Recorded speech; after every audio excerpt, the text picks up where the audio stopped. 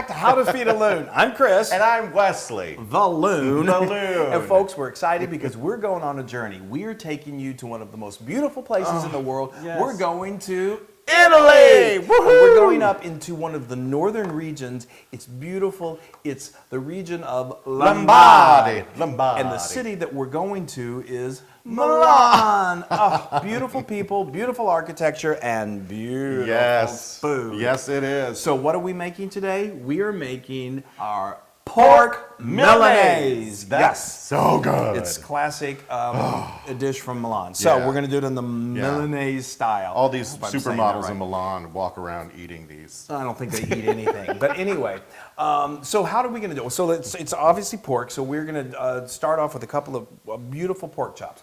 So I went to my butcher and I asked to have a center cut, bone-in pork chop that was about 1 inch to 1.5 inches thick. And I asked him to French it for me. And what that means is he's going to just kind of cut away the bone, the meat from the bone, and it's going to just leave that tenderloin part of meat that is so delicious and so tender, obviously. Really good. Now, my third grade mind is just going there. Anyway, Frenching, of course. So then there's sometimes when they do this, there's another little piece of just like cartilage and almost like bone that's on the top portion of the cut. What I like to do is just get a knife and just cut that off, because what we're going to want to do is we want to get these cutlets really, really thin. Really thin. So what I do to do that is get a nice large zipper freezer bag, and then I pull out my trusty mallet and I start to whack away.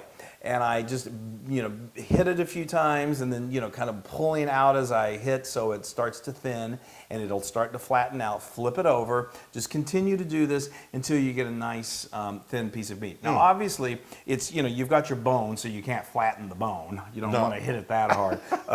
But it's going to be, now, if you can do this without a bone.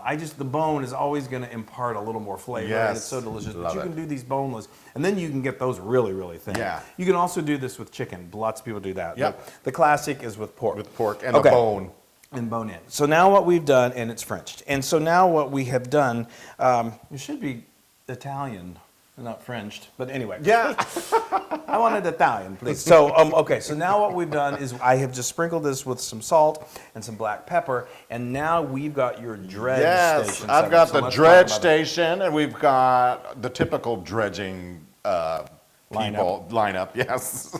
We've got flour, we've got 3 eggs, and then we have some really great breadcrumbs. And Chris wants to tell you exactly how we made these. Well, before I do that, so that is about a cup of that, a cup and a half. Now, but you're going to want to add to that a 1/4 cup of some Parmesan. Grated Parmesan. Yes. Get a good quality is always good. Yes. And then while you're doing that, just because it'll take you an hour, I'm just going to give a pinch of salt to that. Yes. Now you mix that up. So now he was talking about these fresh breadcrumbs. The way I do that is I get 4 country white pieces of bread, and I let it sit out. The longer you can let it sit out, the better it's going to get, because it gets really good and stale. It gets that moisture out of there.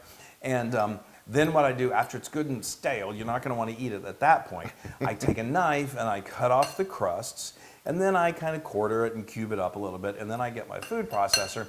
I drop those in, and then I turn it on, and depending on if there's a little moisture in there, it could take up to 2 minutes to get it really fine. But you want it to get it really nice and fine and beauwe'll. And, like I said, it may take 30 seconds, it may take 4 minutes, but you will get there. Depends on how dry your breadcrumbs are. Well, we're pretty dry at this place. So anyway, all right, so we've got, like I said, we have a cup of flour with a pinch of salt. We've got 3 eggs that have been lightly beaten, and then we've got our breadcrumbs with cheese. So now we begin our dredge. Let's dredge. And this is so easy, so you know what to do. So you do your flour first, get it nice and coated, get it everywhere. Okay, Yep, and then we're going to go over here. Yeah, you're going to want to shake off any of the excess and just make sure you get it all over. Okay, that's good. Okay. Everything has to repeat. Well, no, and then I'm going to dredge it into this lovely egg bath. Yeah, and get it all over. It's okay if your fingers get a little eggy, you can wash them. That's why God made sinks. Then my fingers start getting little mittens on them. Well, that's why we have kittens. We don't have kittens. Oh, well, if we did, they would love your mittens. So I'm just going to do this to this. Cover that up like that. And then it's going to adhere. That egg is going to, that is definitely going to help it adhere. And you may want to take a little extra of the breadcrumbs and just That's okay. And where am I putting this? Put it back down there. I just want to make sure that we get it, because you want to get a nice layer on there. All right, yeah. That's beautiful. Okay. Can Is I that put good? it over there? Yes. So set it right back here. Thank And you. now what's going to help this really adhere, and really you're going to want those breadcrumbs to kind of absorb the egg bath. So let this sit for about 15 minutes. Meanwhile, we're going to heat up a nice large skillet of some olive oil and a little bit of unsalted butter, and then we're going to fry these things up. We're going to have an amazing salad. We're ready So to go. good, y'all. And I'm going to wash my mittens. All right, see you in a bit. Okay, folks, so now we're getting down to We let those sit and They get sat. all breadcrumbery.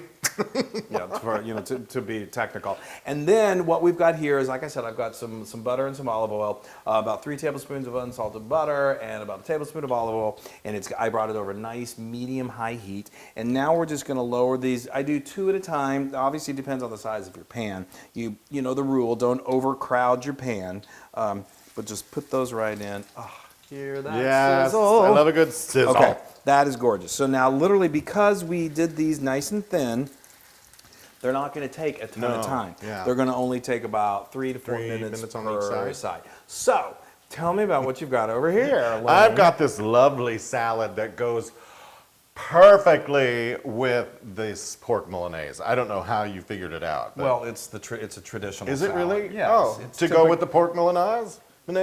Oh, well, I guess thank God for whoever figured it out. Yeah, no, it is an ideal combination. And what is the salad? This is a baby arugula salad. Look at how that cute little baby arugula. And this is nice and peppery, has a great peppery taste. So we're gonna add some wonderful little flavors to it. So we got our cherry tomatoes. We just halved them, and we're gonna throw those in.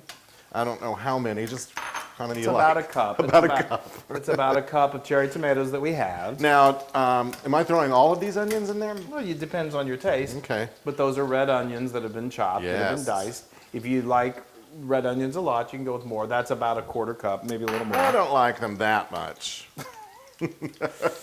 Okay. And then we have some juice from a lemon, half a lemon here. We're just gonna throw that in. So good. I can already taste it. What's wrong? What happened? What did I do? That's actually for the pork Milanese, but it's good in the salad too. Here, I'm gonna save that one for the pork Milanese. Don't put anything near me that I'll use it. Yeah, and And then we're gonna throw in this lovely honey mustard vinaigrette that Chris made, and it is delicious. You can find it on the blog. so it's typically served with some sort of like a light vinaigrette, and we love the honey mustard, and it's really delicious. Yes, and we cannot overdress this thing, because if you do, then it overtakes your pork Milanese. But I'm gonna The do it. salad, yes. So, okay. But I'm gonna sit here and toss while So Chris while he bakes that over tosses there. his salad, we're going to let this cook. And then, I mean, you see how quickly this all comes together. And it's one of the best meals you will have in a long time. I Oh, promise. it's so good, y'all.